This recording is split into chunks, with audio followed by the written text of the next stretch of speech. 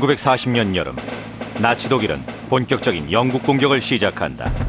영국 공군은 수적 열세를 극복하고 세계 최강을 자부하던 독일 공군을 막아내야 했다. 7월부터 10월까지 영국 공군은 영국 해협과 남부지방에 집중 공격을 가하는 나치의 공군 루프트와페에 맞섰다.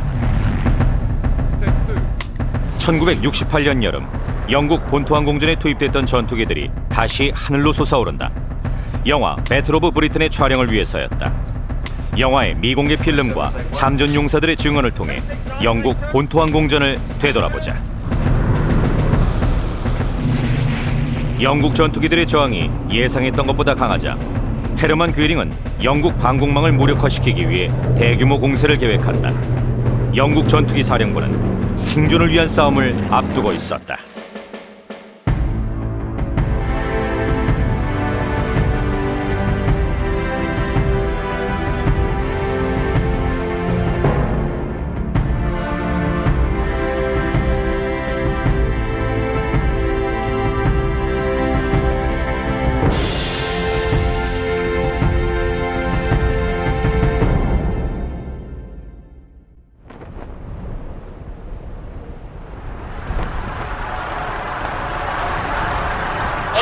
나는 영국 본토에 대한 공중전을 더 집중적으로 벌일 생각입니다. 독일 공군은 수단과 방법을 가리지 않고 영국 공군을 제압할 것입니다.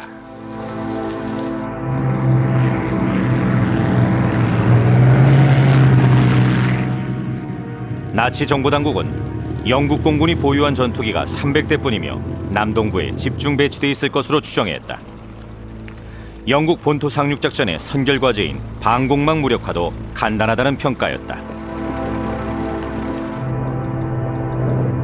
현실과는 동떨어진 첩보였지만 헤르만 괴링의 기대에는 딱 맞는 것이었다.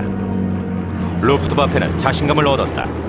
8월 13일로 예정된 독수리의 날 아들러탁 대공세는 영국 공군의 전력을 무력화시킬 기회로 보였다.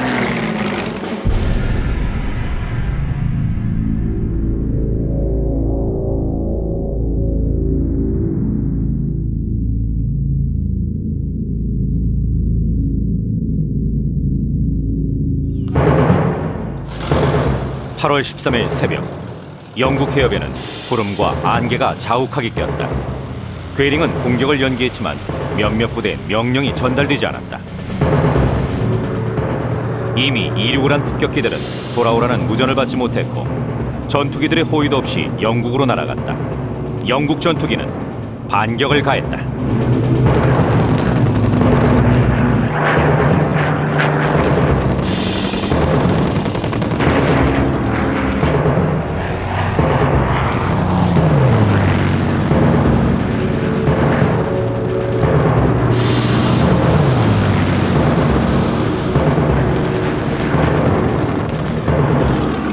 혼란 속에서 작전이 시작되자 괴링은 분개했지만 결국 공격을 허락한다.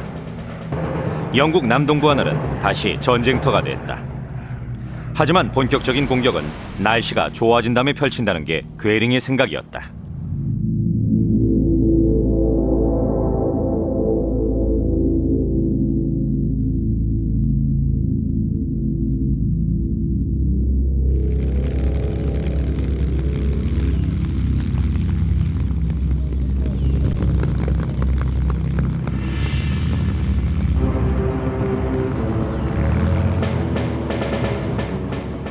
(8월 15일) 청명한 하루가 시작됐다. 세계 항공대에 소속된 2,500여 대의 독일군 공군기들은 영국 전투기 사령부를 완전히 쓸어버릴 공격을 위해 대기하고 있었다. 괴링에게 루프트와페의 승리는 기정사실이었다.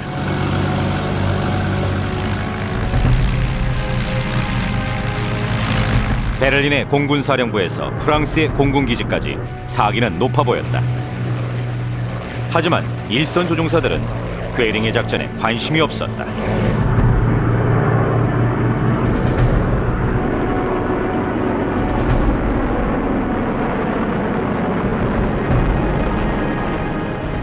제가 기억하기에 아들러탁 작전에 실제로 투입됐던 독일 공군기는 1600대 정도였습니다.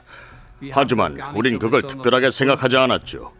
물론 대규모 공격이기는 했지만 아들러탁 대공세란 이유로 그날 출격을 평소보다 중요하게 생각하진 않았습니다. 그냥 규모가 좀 크다는 생각만 했어요. 작전은 간단했다. 폭격기는 영국 공군기지, 항공기 공장, 관련 군수 시설에 폭탄을 떨어뜨린다. 대규모 호위 전투기들은 폭격기 위를 날며 영국 전투기들이 폭격을 저지하러 다가올 경우 공격을 한다. 오전 11시 30분, 슈트카 폭격기가 BF-109 전투기 부대 호위를 받으며 림픈, 호킨지, 맨스턴 공군기지를 공격했다.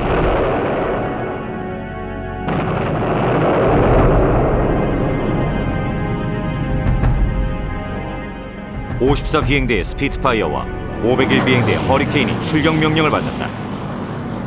두 비행대는 이후 며칠간 거의 끊임없이 전투에 나섰다. 슈트카 폭격기는 활주로, 경납고, 건물을 폭격하고 레이더 기지 3개로 가는 전선을 끊어놨다. 영국의 레이더 감시망에는 구멍이 생긴다.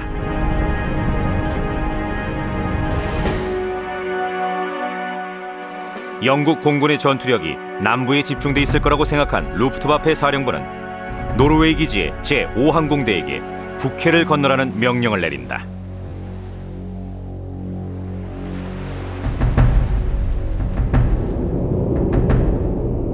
하인켈 폭격기 부대는 영국의 북동부 해안으로 날아갔다. 반격이 없을 거라는 생각에 BF-109 전투기의 호위도 받지 않았다. 하지만 영국 레이더 기지는 북해를 건너오는 폭격기들을 감지하고 있었다.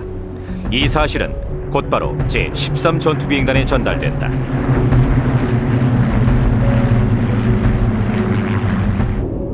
쾌청한 날씨 속에서 독일 폭격기들은 타인사이드 해변에 접근했다. 영국 공군 72 비행대 스피트파이어 전투기들은 관제소의 지시에 따라 하인켈 폭격기들을 가로막았다.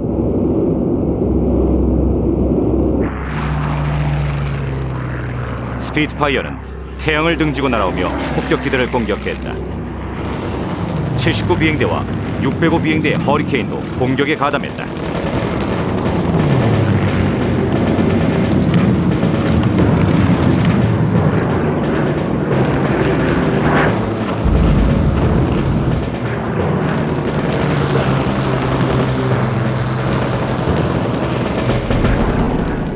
다급해진 폭격기 조종사들은 폭탄을 바다에 버리고 기수를 돌려 기지로 돌아가기 시작했다. 폭격기 기총수들은 필사적으로 7.9mm 기관총을 쐈고 영국 전투기들은 시속 500km의 속도로 주변을 날아다녔다. 기총수들의 공격이 위력을 발휘하기도 했다. 폭격기 하나를 격추시키는 순간 또 다른 폭격기들이 다가오는 게 보였습니다. 위험한 순간이었어요. 전 곧바로 기술을 돌리고 동료들한테 말했죠. 공격에 나선다고요. 그리고는 뒤로 돌아가 바로 공격을 했고 두 대를 떨어뜨렸죠. 다른 적기가 보여서 다시 뒤로 돌아가서 세 번째 공격을 하려고 하는데 이번엔 거리가 너무 가까워 위험하다 싶더군요. 결국 전 총에 맞았죠.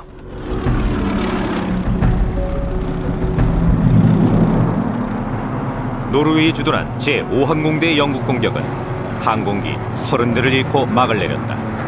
파손된 항공기는 훨씬 더 많았다. 반면 영국 제13 전투비행단의 피해는 전투기 3대 파손이 전부였다. 하지만 루프트와페의 총공세는 쉽게 마무리되지 않았다.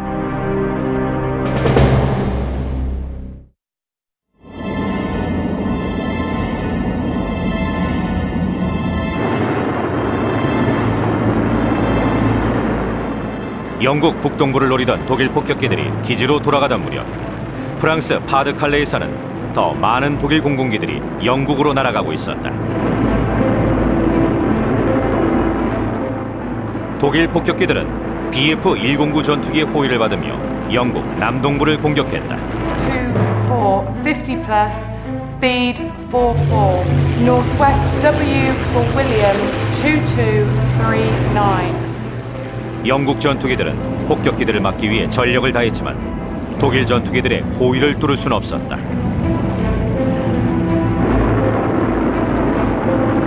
폭격기들이 목표 지점에 도착했다.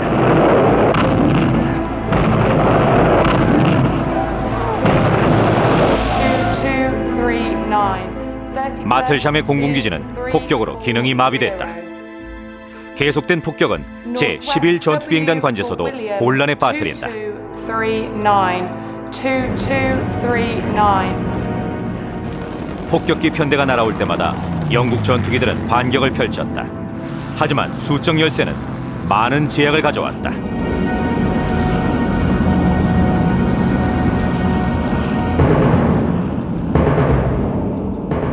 영국 서부에서도 포틀랜드와 사우샘프턴으로 향하는 항공기들이 레이더에 포착됐다. 제10 전투비행단이 곧바로 출격한다.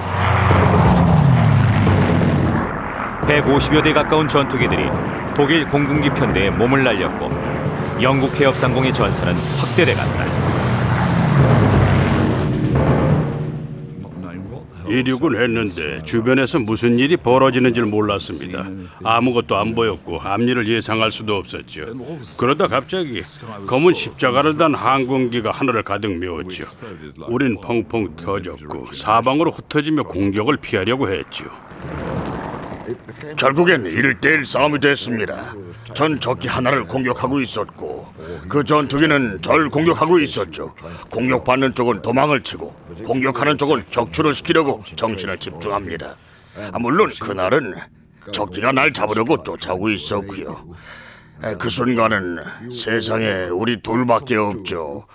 다른 사람들은 딴 세상에 있습니다. 다 끝났구나 싶었어요. 그래도 총을 돌려서 일단 적기를 쏘았죠. 적기는 바다로 곤두박질 쳤습니다. 기분이 좋았죠. 그 전투기를 쫓아갈 땐 내가 총에 맞을 줄 알았습니다. 일단 나하고 싸우던 적기를 처리하고 난 다음에 주위를 둘러봤죠. 하지만 주변에 보이는 전투기가 없었어요. 전투기들이 전부 사방으로 뿔뿔이 흩어진 거죠. 폭격기를 찾아낸 뒤에도 공격 위치를 잡느라 시간을 흘려보냈죠. 상대보다 높은 데 있어야지 낮은 데 있으면 안 되니까요. 해속으로 들어가면 더 유리해집니다. 그런 지시를 따르느라 시간을 많이 썼어요. 공격에 유리하도록 자리를 잡느라 애를 썼죠. 내가 우리 비행단 최악의 조종사인 줄 알았는데 혼자서 적기를 격추시켰으니 기분이 좋았어요. 하지만 그 제 뒤엔 다른 적기가 따라붙었고 제게 총을 쏘았어요. 다행히 절 맞히진 못하더군요. 그놈이 총을 쏘는 동안 전 위로 올라갔다가 그놈 뒤로 내려왔습니다. 뒤로 내려와서 총을 쏘았고 또 격출시켰죠. 제가 영국 공군 전투기를 처음 만난 건 다른 전투기 12대하고 같이 훈련을 할 때였습니다. 영국 해협 상공에서 전투 훈련을 하고 있었는데 도버 상공에서 훈련을 하던 영국의 전투기들이 우리 눈에 들어왔습니다. 그 순간 전투 훈련은 실전으로 변했습니다. 우린 훈련을 할 때도 실탄으로 무장을 하고 있었기 때문에 적기를 향해 곧바로 공격을 가할 수가 있었어요. 제가 맡은 건 영국 전투기 편대의 양쪽 가장자리를 왕복하던 전투기였어요.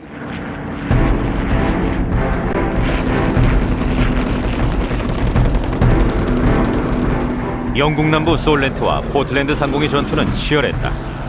엑서터에서 출격한 두 허리케인 비행대가 반격에 나섰고 양측 모두 큰 피해를 입었다.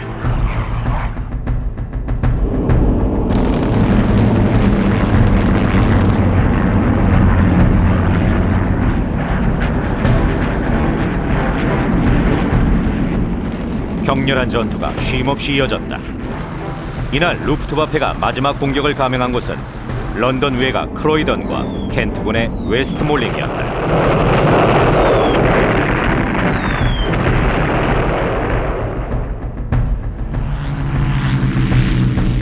독일 공군은 2,000대 가까운 공군기를 출격시켰다. 영국 전투기 사령부를 타격해 방공망을 무력화시키기 위해서였다. 영국 공군기지와 관련 시설은 큰 피해를 입었지만 독일 공군의 피해 역시 적지 않았다. 대공세로 입은 피해가 얼마나 컸던지 루프트와페 병사들은 이날을 검은 목요일이라고 부르게 된다. 전투에 나서는 병사들은 누구나 피해가 발생할 수밖에 없다는 걸 그냥 받아들입니다. 전쟁이란 게 원래 그렇다는 걸 잘 알기 때문이죠. 그러니 피해가 컸다는 사실이 우리 사기를 떨어뜨리지는 않았던 것 같습니다. 우린 싸우고 싶었고 잘 싸워서 영국군 전투기들을 무찌르고 싶었습니다. 독일 공군의 사기는 여전히 높았죠. 자신감도 여전했고요. 수천 대의 루프트와페 폭격기 전투기가 그날만 2번 이상 영국을 향해 날아갔습니다. 치열한 전투로 독일과 영국 공군 모두 엄청난 인적 물적 피해를 입었고요. 하지만 다행스럽게도 우리 부대는 그날도 아무런 피해를 입지 않았습니다.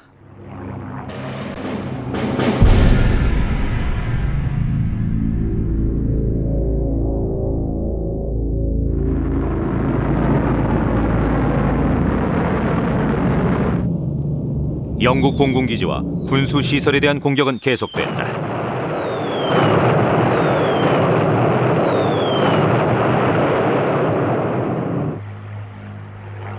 영국 공군의 기존 전술 교보는 달라진 공중전에 맞지 않았고 폐기됐다. 조종사들은 복잡하고 까다로운 교전 수칙을 몇 가지로 간단하게 요약했다. 상대 조종사의 눈이 보일 때까지 기다려라. 공격을 받으면 정면으로 응하라. 교전 지역에서는 30초 이상 직선 수평 비행을 하지 마라. 빨리 맹렬하게 공격하고 빠져나와. 영국 공군의 제임스 니콜슨 대위는 중상을 입고도 불길에 휩싸인 전투기에서 탈출하지 않고 근처에 있던 독일 전투기를 쫓아가 마침내 격추시켰다. 그는 전투기 사령부 최초로 영국 최고의 무공 훈장인 빅토리아 십자 훈장을 받는다.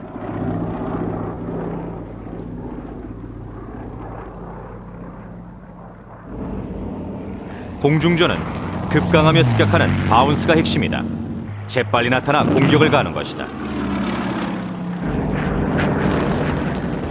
보지도 못한 적기에 격추를 당하는 경우도 많았다. 저하고 같은 비행대에 배치를 받은 동료가 있었는데 약 일주일 후에 그 친구가 격추당하는 걸 직접 봤어요. 내가 얼마나 위험한 일을 하고 있는지 알겠더군요. 처음에는 그걸 깨닫지 못합니다. 위험하다는 실감을 못하죠. 하지만 대여섯 번 정도만 출격하면, 그래서 적하고 몇 번만 전투를 벌이고 나면 알게 됩니다. 상대 조종사도 나도 정말 위험한 일에 뛰어들었다는 거리요. 앞에서 날아온 총알에 어깨를 맞고 내가 깔고 앉은 낙하산은 뒤에서 날아온 기관포에 맞아 터진 데다 다리엔 파편이 튀어서 아킬레스건이 찢어졌죠. 지금도 전 오른쪽 다리가 조금 짧아요. 뒤에서 날아온 총알은 손목시계를 관통해 왼쪽 손에 박혔습니다. 그게 제일 화가 났죠. 정강이에도 파편이 2개 박혔어요. 첫 번째 공중전은 몇 초 동안만 벌어집니다. 그리곤 방향을 바꾼 다음에 다시 공격을 하죠. 총알이 다 떨어지거나 연료가 바닥을 드러낼 때까지, 그래서 착륙을 해야 될 때까지 전투를 합니다. 전투기에는 15초를 쏠 정도의 총알만 실려 있었어요. 허리케인, 스피트파이어 둘 다요. 그러니까 1번, 2번, 3번 정도 공격을 하면 총알이 거의 다 떨어졌습니다. 그럼 기지로 내려가서 재무장과 재급유를 한 뒤 다시 출격했죠.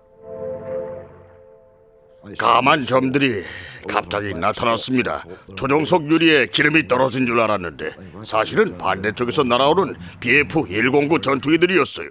그 중에 한 대는 제 전투기 바로 위를 날아갔습니다. 동체에 묻은 기름 자국이 보이고 전투기 날개에 나사모 숫자를 셀 정도였죠. 우리는 그냥 앞으로 날아갔습니다. 독일군 조종사들은 똑똑하고 경험이 풍부해서 곧바로 방향을 바꾼 뒤 하강하며 우리를 공격하기 시작했죠. 저를 공격하던 전투기의 총알이 빗나가자 전 적기의 뒤로 날아가 격추를 시켰습니다.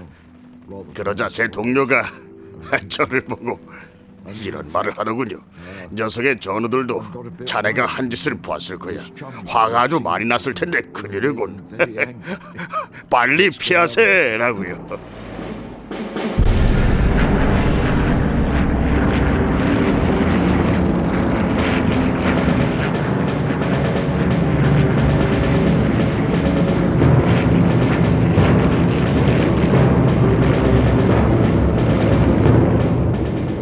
영국 남동부 방어를 맡은 제11비행단의 기지들은 몇 번이나 공습을 받으면서도 전투기들을 출격시켰다. 속도가 빠른 스피트파이어는 독일 전투기를 상대했고 허리케인은 독일 폭격기를 쫓아갔다. 전투가 한창일 때 병사들은 자기가 하는 일을 잘 모르기 마련이다. 저는 그 폭격기에 총을 쐈고 그 폭격기 기총수는 탈출을 하다 꼬리에 걸렸어요. 폭격기와 기총수가 떨어지는 걸 직접 봤죠. 내가 사람한테 총을 쏜다는 걸 분명하게 깨달은 건 그 순간이 처음이었습니다. 그때까지는 그런 생각이 들지 않았어요. 영국 본토 항공전을 치르면서도 적기를 쏜다는 생각만 했지 그 안에 사람이 있다는 건 생각하지 못했죠. 낙하산으로 탈출하는 사람을 봐도 그 전엔 전투기를 쏜다는 생각만 했으니까요. 저희 지휘관은 마음대로 공격 목표를 정했어요. 그리고는 우리한테 맨스턴 공군기지로 날아가서 저공 공격으로 폭격하라고 명령했습니다. 맨스턴 기지 활주로에 제급유를 받기 위해서 착륙한 스피트파이어와 허리케인이 많이 있을 테니 공격을 하라고요. 그날 전 기관총이 장착된 전투기를 조종하고 있었습니다. 전 멀리서부터 총을 쏘며 공군기지로 접근했지요. 총알이 시멘트 바닥에 부딪혔다가 튕겨 올라오는 게 조종석에서 보였습니다. 그 다음에 저는 유조차 하나를 겨눴어요. 급유 호스를 잡고 있던 남자가 내가 쏜 총에 맞아서 쓰러지는 모습도 봤습니다. 스피트파이어 전투기와 옆에 있는 유조차가 내가 쏜 총에 맞아서 폭발하고 불길에 휩싸이는 것도 두 눈으로 봤습니다. 기지로 돌아와 착륙을 하며 전 기분이 좋기도 하고 좀 씁쓸하기도 했습니다. 스피트파이어를 없앤 건 기뻤지만 처음으로 직접 사람을 쐈다는 사실은 기쁘지 않았어요. 영국 전투기들은 제급유와 제무장을 마치는 대로 다시 발진했다. 곳곳에서 공중전이 벌어지고 있었고 지상의 관제소는 조종사들에게 가장 유리한 공격 지점을 알려줘야 했다.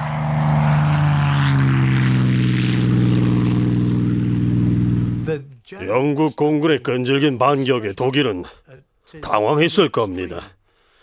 영국 전투기가 왜 계속해서 나타나는지 몰라서 어리둥절했겠죠. 물론 우리한테는 레이더가 있었어요. 독일과 영국 모두 조종사와 기총수의 인명피해가 급격히 늘어났다. 8월 18일 전투에서 영국 공군은 전투기 30대와 조종사 10명을 잃었다. 독일은 항공기 71대, 조종사와 기총수 94명을 잃었다. 그리고 영국의 여름이 다시 전쟁에 개입한다. 영국 조종사들이 휴식을 취하는 동안 양국 지휘관들은 지금까지 전투를 되돌아보게 된다.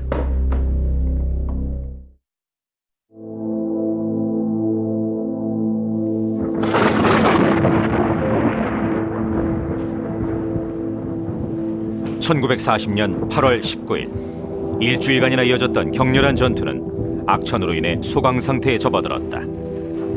양측은 이 기회를 이용해 지금까지의 전술을 점검했다. 영국 공군이 금세 무너질 거라는 괴링의 장담은 실현되지 못했다. 1차 대전 당시 격추왕으로 이름을 날렸던 괴링은 호전성이 부족하다며 루프트와페 조종사들을 질책했다.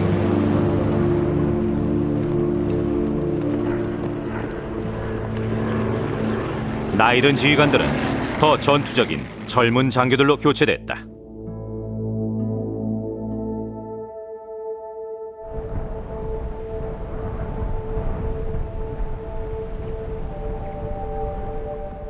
공중전은 결정적인 단계에 접어들었다.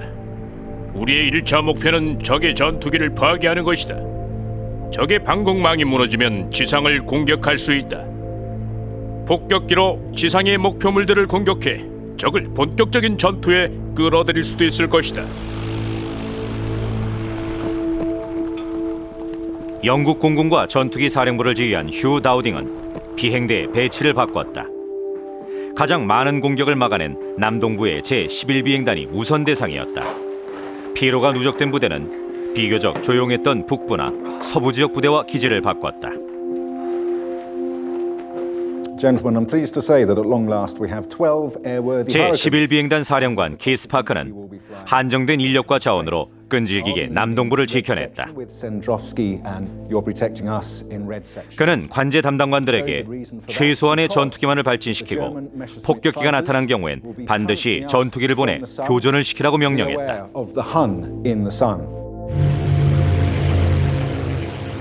폭격기 차단은 최대한 빨리 목표 지점 도착 전에 이루어져야 했다.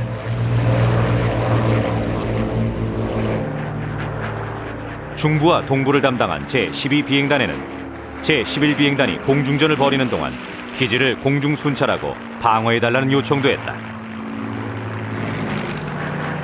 Never in the field of human conflict was so much owed by so many to so few. All our hearts go out to the fighter pilots whose brilliant actions we see with our own eyes day after day. I hope, indeed I pray, that we shall not be found unworthy of our victory if after toil and tribulation it is granted to us. For the rest, we have to gain the victory. That is our task.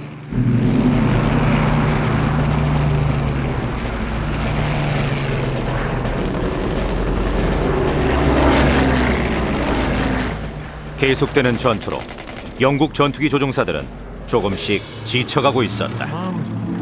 1940년 조종사들은 엄청난 경무에 시달렸습니다. 전투 비행대 조종사들은 하루 종일 전투를 했어요. 아침부터 저녁까지 탈진할 정도로 조종을 했죠. 영국 본토 항공전 하면 전 피로부터 생각납니다. 정말 피곤했어요. 우린 동투기 30분 전부터 시작해서 일몰 30분 후까지 출격 준비를 하고 있었습니다. 경납고 옆에는 임시 막사가 세워져 있었고 거긴 간이 침대가 있었는데 우린 착륙하자마자 골아떨어졌죠. 그의 팔월엔 서서든 앉아서든 금세 잠이 들었습니다. 옷을 입은 채로 잠이 들었습니다. 비행기 날개 밑에서도 잠을 잤어요. 비행기 바로 옆에 있던 임시 막사도 우리 침실이었습니다. 장교든 사병이든 진짜 숙소에 들어가서 자는 사람은 없었어요. 그 해를 통틀어도 공식적인 숙소에서는 이틀 이상 자지 않았던 것 같습니다. 한 번은 당번병이 절 깨우러 와서 검정색 커튼을 걷으며 이렇게 말하더군요. 간밤에는 잠을 설치지 않았냐고요. 제가 아니라고 대답했더니 창밖을 한번 보라고 하는 겁니다. 가봤더니 창문 바로 앞에 큼직한 폭탄 구멍 여러 개가 뻥뻥 뚫려 있더군요. 얼마나 피곤했던지 폭탄이 떨어지는 소리, 대공포 쏘는 소리도 듣지 못하고 잠만 잤던 겁니다. 악천후는 계속됐다. 대공세가 불가능했기 때문에 루프트와페는 소규모 부대를 보내 게릴라식 공격을 펼쳤다. 매일같이 영국 해협을 건너 적과 싸웠던 독일 조종사들도 피곤한 건 마찬가지였다.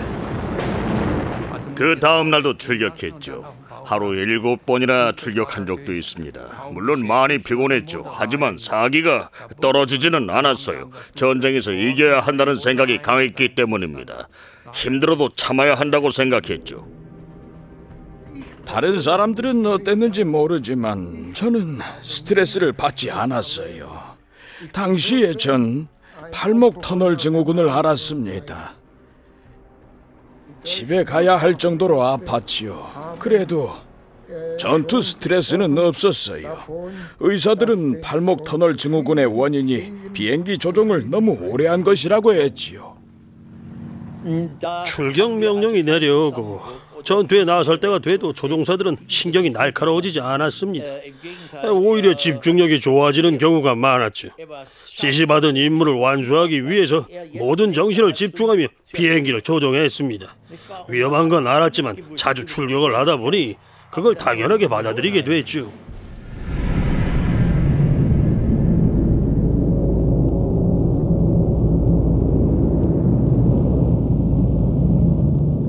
독일 폭격기 조종사와 기총수들은 큰 인명피해를 입었고 호위를 맡은 전투기들에게 그 책임을 돌렸다. 하지만 전투기 조종사들한테도 사정은 있었다. 연료가 빠듯했던 것이다. 연료를 아끼려고 전투를 피한다는 비난까지 들려왔지만 어쩔 수가 없었다. 물론 약속 지점이 정해져 있었고 우린 거기 따랐습니다. 쿠르셀 상공 4,000m 지점에서 오전 10시에 합류한다는 시기였죠. 그럼 우리 전투기 조종사들은 10시 정각에 쿠르셀 상공 4,000m 지점에 도착했습니다. 하지만 폭격기들은 10시 30분 정도가 돼야 약속 지점에 나타났어요. 우린 30분 분량의 연료를 낭비해버린 거죠. 그러니 나중엔 연료가 부족할 수밖에 없었고요. 그런 점을 깨달은 다음부터는 폭격기보다 늦게 이륙을 했어요. 폭격기는 우리보다 느리니까 늦게 출발해도 비행 속도를 높이면 폭격기를 따라잡을 수 있었죠.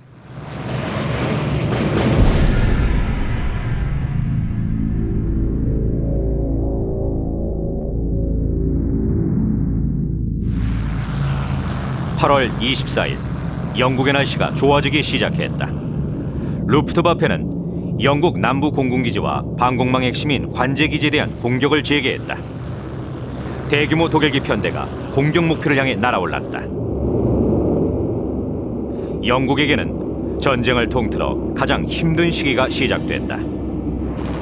영국 공군은 압도적인 수적 열세에 몰려 있었고 이 때문에 폭격 차단이 실패할 때도 많았다.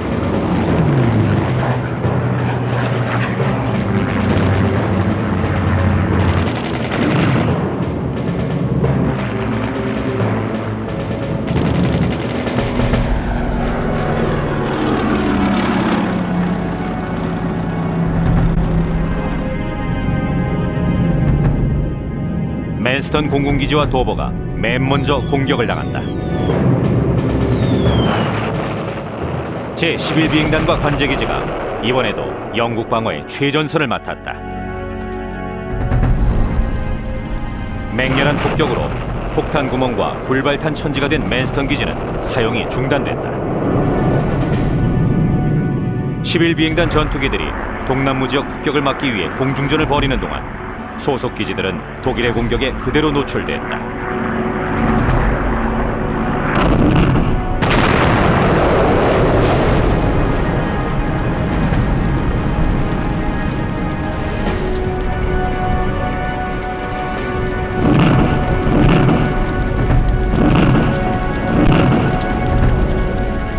(12비행단에) 긴급 어모 요청이 접수된다.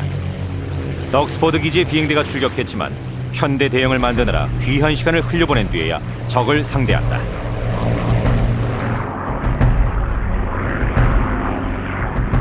대규모 편대 빅윙으로 유명했던 덕스포드의 전투기들은 너무 늦게 도착했다. 치열한 전투가 재개된 첫날, 영국 공군은 22대의 항공기를, 독일은 38대를 잃었다. 민간인들의 피해를 급격히 키워 전투를 격화시킨 폭격이 일어난 것도 바로 이날이었다.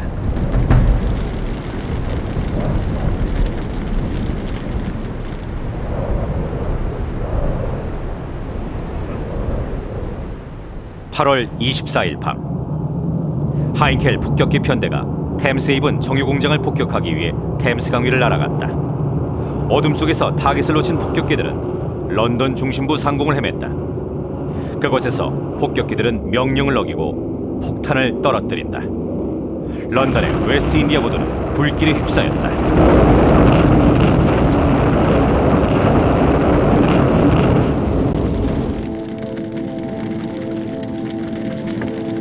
영국 본토항공전 개전 이후 루프트와페의 공습으로 희생된 영국 민간인은 이미 1000명을 넘기고 있었다. 독일 공군 지휘부는 군수 시설만 폭격하라는 명령을 내렸지만 특히 도시와 그 주변에서는 민간인 희생자가 나지 않을 수 없었다. 폭격의 정확도가 높지 않던 시기였다. 하지만 런던 폭격은 인내의 한계를 넘어선 일이었고 영국의 전시내각은 베를린에 대한 보복 폭격을 허가했다.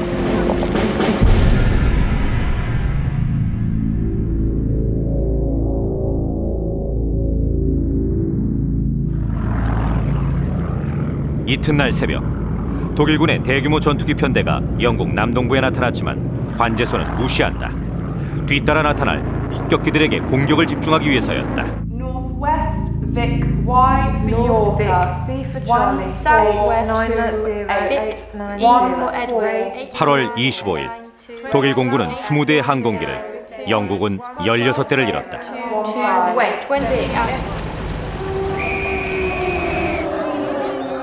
그날 밤 영국 공군은 처음으로 베를린을 폭격했다.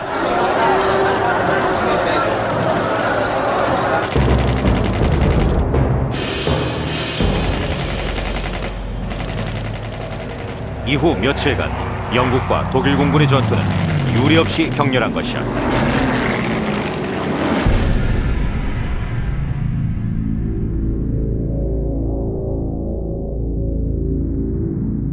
Northwest Vic Y for 대규모 폭격기 편대가 다시 프랑스 상공에 나타나자 영국 11비행단의 지휘관 키스파크는 출격 가능한 휘하의 비행대 모두에 전투 명령을 내렸다. 영국 조종사들은 신속한 이륙의 중요성을 알고 있었다. 공격에 유리한 고도까지 올라가려면 시간이 걸렸기 때문이다. 이번에도 12비행단엔 남동부 기지 엄호 요청이 전달됐다. 그러나 12비행단의 엄호는 다시 늦고 만다.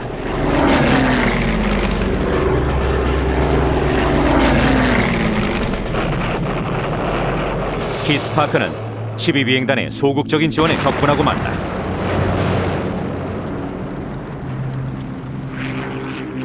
같은 상황의 재발을 막기 위해 파크가 내린 명령은 향후 제12비행단의 엄호 비행 요청을 할 때는 반드시 전투기 사령부를 거치라는 것이었다.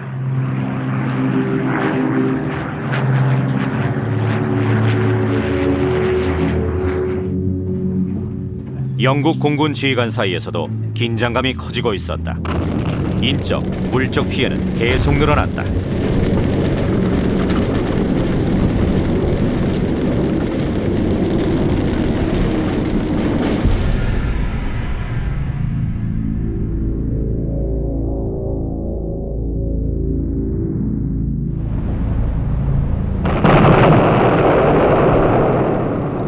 영국 조종사들이 독일 전투기와 싸우는 동안 독일 폭격기들은 런던 주변의 비긴힐, 크로이던, 혼처치 공군기지를 폭격했다. 영국군 관제소들은 기능을 잃었다.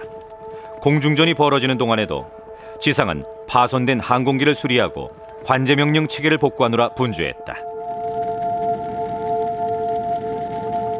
영국 공군이 최대의 피해를 입은 것도 바로 이날이다. 영국은 39대의 항공기를, 독일은 41대를 잃었다. 죽거나 실종된 영국 조종사는 14명이었다. 개전 이후 영국 조종사는 222명이 전사했고 205명이 부상을 당했다. 영국이 감당하기 힘든 인명손실 규모였다.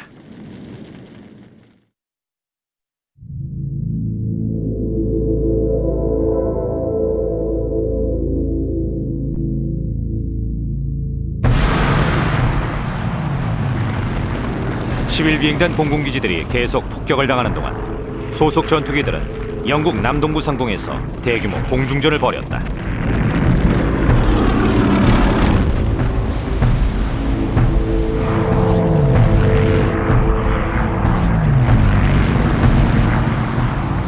비행기 공장들 역시 루프트와페의 폭격 타깃이었다. 폭격에도 불구하고 생산은 큰 차질을 빚진 않았지만 제공권은 항공기만으로 유지되는 게 아니었다. 문제는 늘어만 가는 조종사 손실이었다. 영국은 전투 초반에 최고의 조종사들을 잃었습니다. 전투 경험이 풍부한 조종사들을 잃었어요. 물론 빈자리에는 다른 조종사들이 들어왔죠.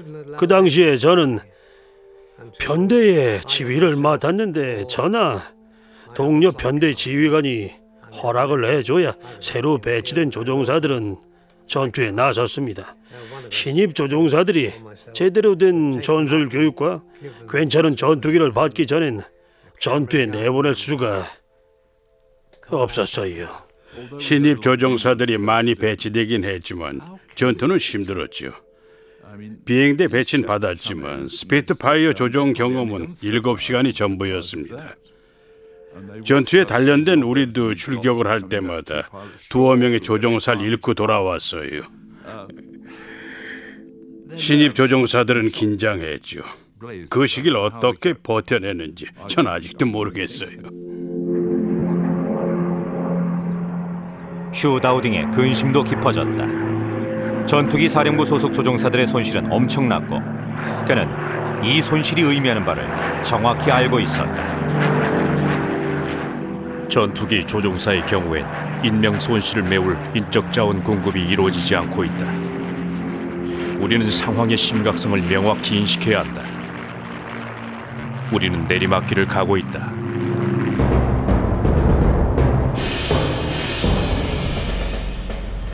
베를린 공습으로 괴링은 체면을 구기고 말았다. 그는 같은 일이 반복되지 않을 거라고 공언했지만 히틀러도 분개했다. 괴링의 루프트와페가 영국 남부의 제공권을 확보해야 상륙작전을 감행할 수 있는데 그게 여의치 않았기 때문이다. 약이 오른 히틀러는 런던 공격을 자제하던 기존의 입장을 바꾼다.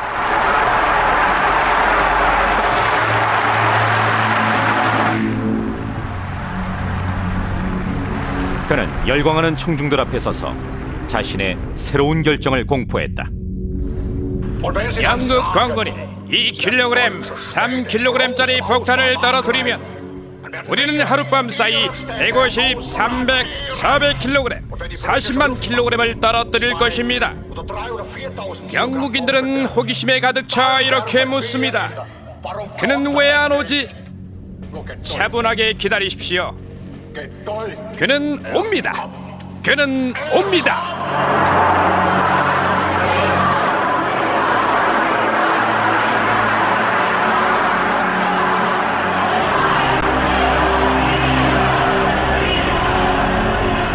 루프트와페엔 새로운 명령이 하달됐다.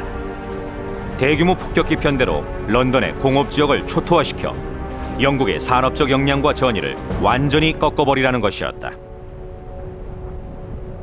영국 전투기 사령부의 전력은 3주간의 공격으로 크게 약화됐으니 수도인 런던 방어에만 집중할 것이고 쉽게 독일 전투기들의 먹잇감이 될 거라는 게 독일의 예상이었다.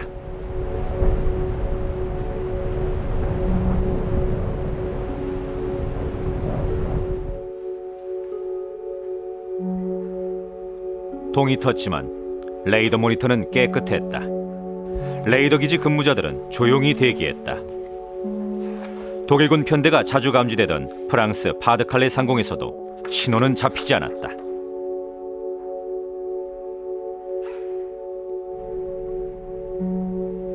조종사들은 임시막사에서 휴식을 취하고 있었다. 하지만 프랑스 해안의 움직임은 분주했다. 괴링은 독일 공군기들이 대규모 편대를 이뤄 날아가는 걸 지켜보려고 이곳으로 왔다. 영국 공군에 치명타를 입히고 런던을 잿더미로 만들 작전이 시작될 참이었다. 항공기 1000여 대가 이륙 준비를 했다. 도시 하나에 대한 공격으로는 최대 규모였다. 기지를 이륙한 폭격기들은 대규모 호위 전투기 편대와 합류했고 영국을 향해 출발했다.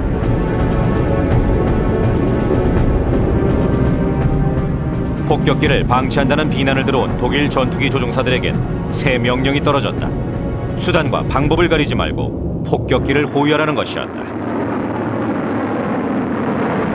영국 본토 항공전 당시 전투기와 폭격기 조종사 간의 의사소통은 독일 공군의 최대 약점 중 하나였습니다. 우린 폭격기 조종사하고 직접 무전을 주고받을 수가 없었어요. 두 비행기는 사용하는 무전기의 종류가 서로 달랐기 때문이죠. 그래서 어쩔 수 없이 지상 관제소의 통신병들이 양쪽의 무전을 듣고 서로에게 전달을 해줘야 했습니다. 오후 4시 15분 피크닉 바구니와 샴페인을 챙겨 해변으로 나온 괴링은 독일 공군기들이 머리 위로 지나가는 걸 지켜봤다. 4,000m에서 7,000m의 고도를 유지하며 32km를 이어날아가는 전투기와 폭격기 편대는 천하무적, 난공불락이란 단어를 연상시켰다. 영국 남부의 농촌 지역이 아래로 펼쳐졌고 곧 독일 공군의 타깃 런던이 눈에 들어왔다. 영국 도시들을 지도에서 지워버리겠습니다. 우리 중 하나가 무너질 때가 오고 있습니다. 그 하나는 나치 독일이 아닐 것입니다.